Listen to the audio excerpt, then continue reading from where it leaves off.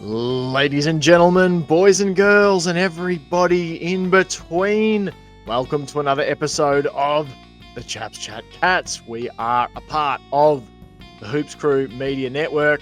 My name is Jake, and I'm joined in the virtual studio by Sambo and Johnny. How are you, chaps? Yeah, real good. Getting excited. It's getting to be a reality now. It is. It feels like the game's just on the this weekend coming up. It really feels like it is this weekend. Mainly because it is. But yeah, That'll do it. It's exciting. Especially when the team drops. You get pretty excited going, oh, yeah, it's real. It's happening. Absolutely. Everyone stay calm. That's exactly. Everyone's rushing around. The footy said we made it through.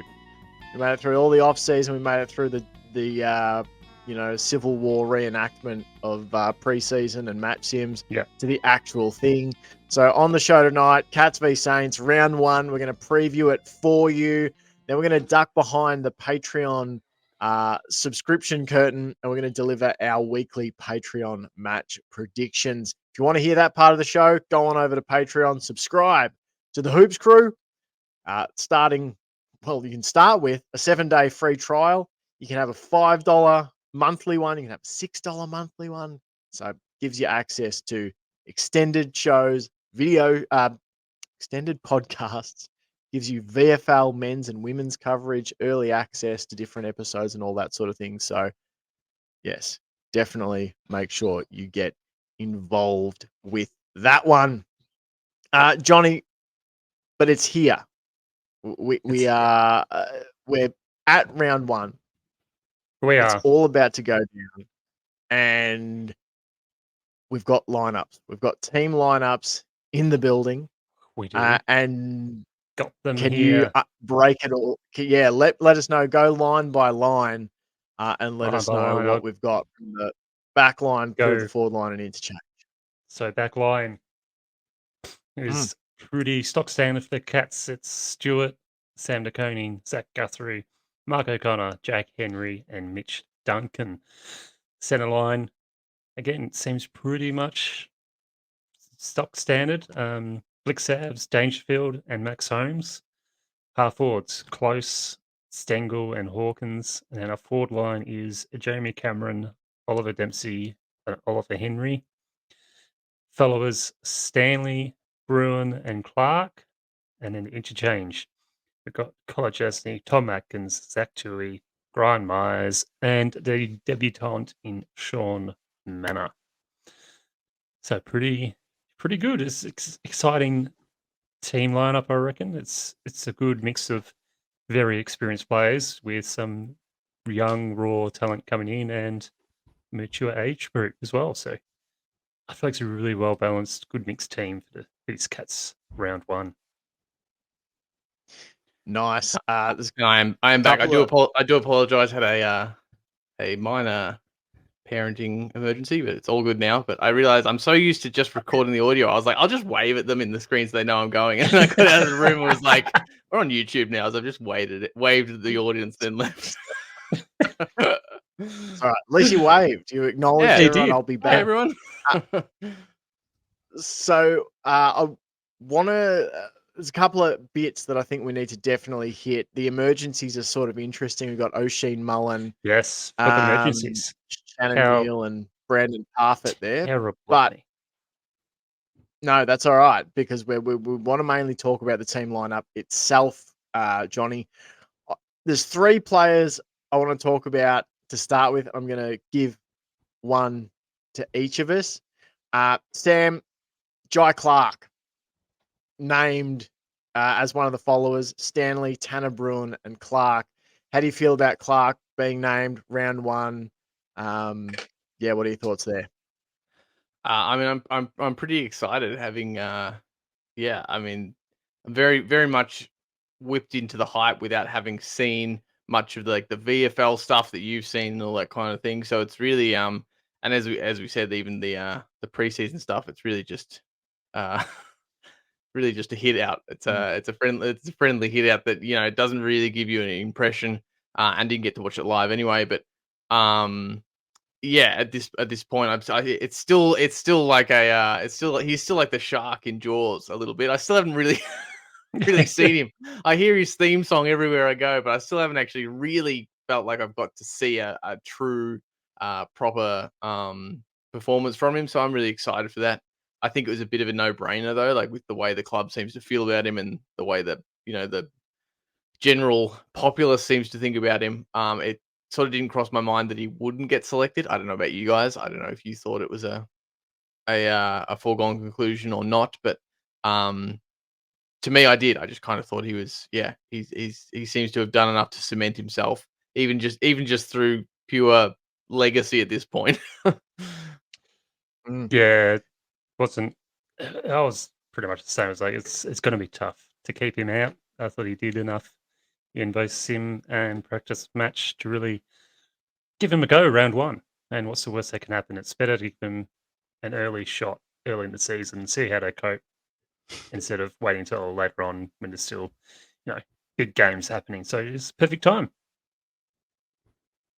Yeah, absolutely. Johnny, maybe we'll talk about this in what we want to see in that section of the show, but we're still doing team selection at the moment. But because I wanted to touch on that idea, Tanner Bruin mentioned something in an interview where he's talking about the partnership that he's sort of building with Clark, and that's the partnership we get named. We get Stanley, Bruin, and Clark as their followers. But I want you to talk a bit about your thoughts on Ollie Dempsey.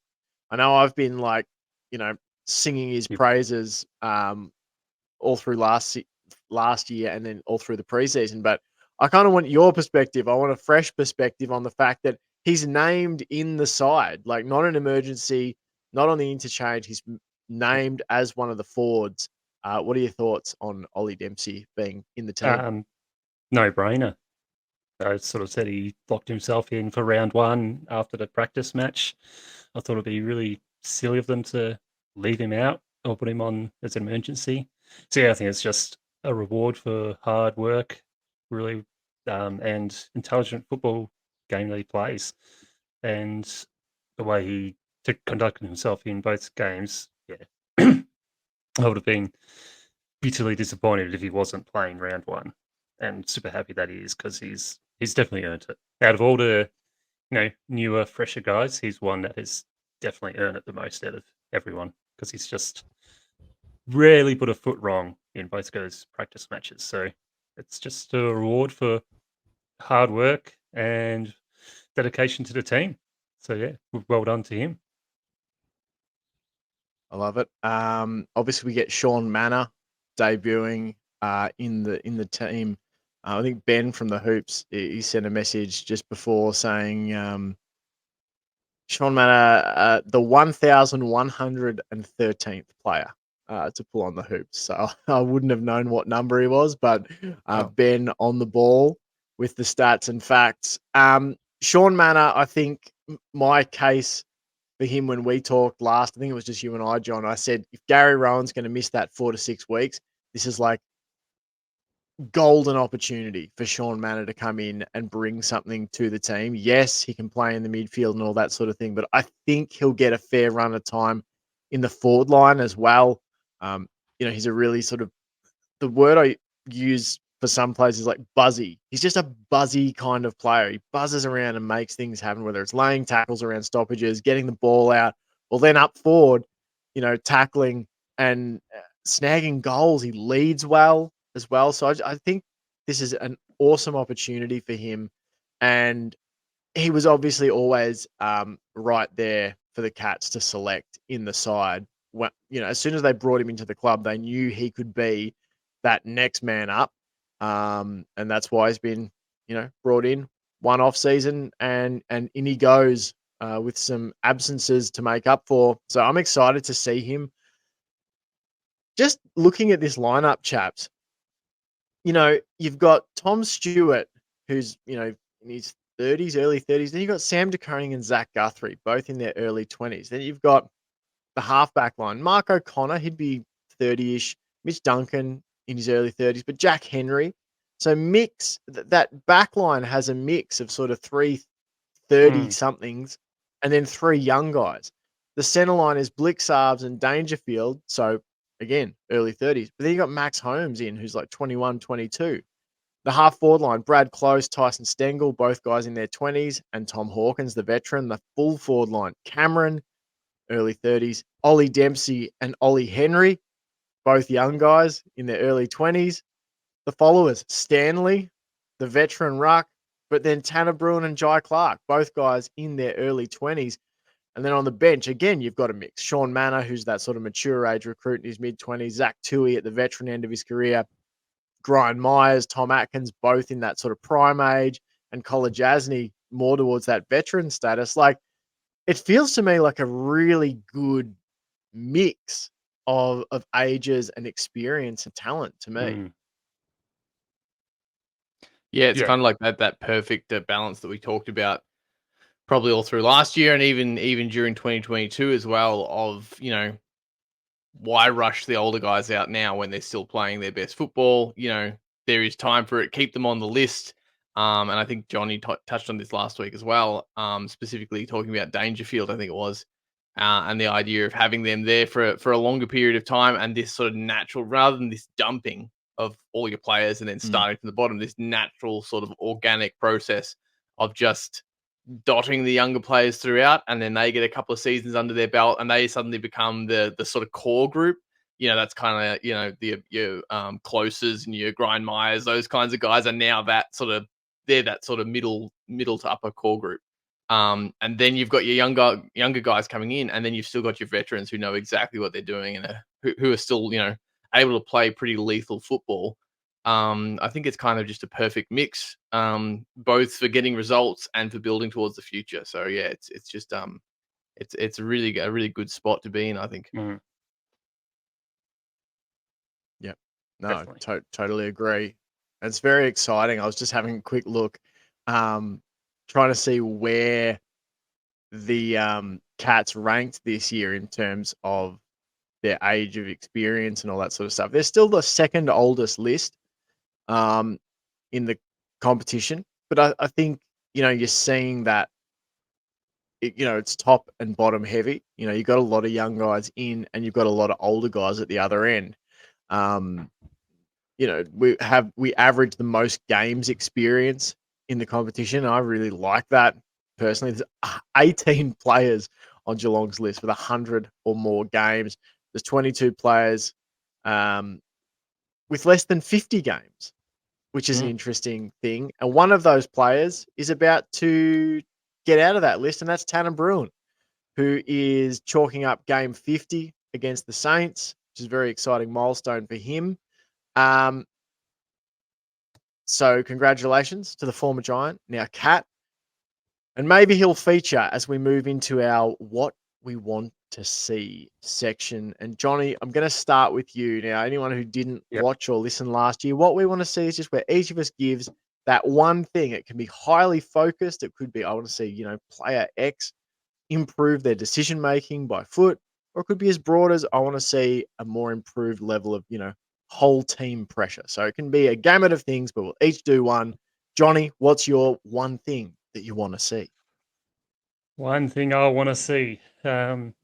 Obviously, one thing we all want to see is obviously a good Geelong victory, but I'd like to see Jai Clark, Tanner Bruin get a collective at least 40 disposals between them.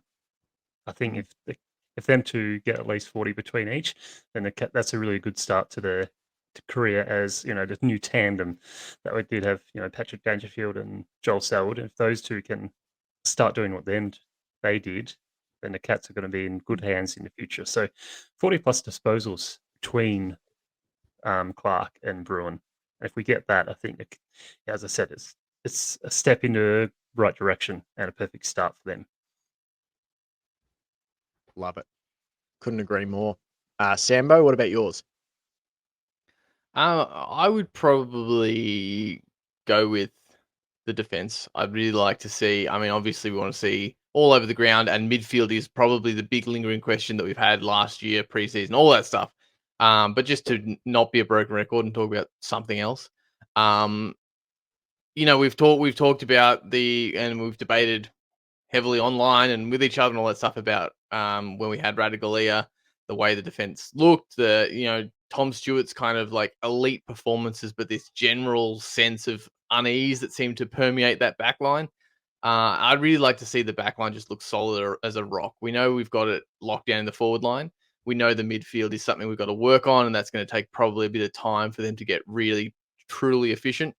Especially, again, without Guthrie. So I'd just like to see that back line just really working as a slickly oiled machine, cutting it out, turning it back over to our mids really quickly. I'd love to see that transition out of the back line working, not getting in each other's way, not getting, frustrated and hassled as we sort of saw last season. So that's really it. Like I said, I think the middle of the ground is obviously still the question mark, but we need those the front and back pillars working so that we can have the ability to work on that and on that midfield. So the back line's what I'm really looking forward to seeing, hopefully operating at that like peak 2022 kind of efficiency, that stinginess where we just don't let them get anything. I like it. I really like that. Well, Johnny covered Tanner Bruin and Jai Clark really nicely, so that's I don't really need to sort of touch on them anymore. I am going to go with, I would like to see Ollie Dempsey play up to that potential that he's shown on the biggest stage. Like, he's shown he can just carve up the VFL. He's too good for that level. I think, as I said, we said a few podcasts ago, I think he was the only player in Geelong in the VFL team of the season from the Cats, unless I'm forgetting someone. Maybe Daniel Caperon down back had a crack at that side. I can't remember, but I just want to see him do the things that he's done at the VFL level, then in the preseasons and match sims.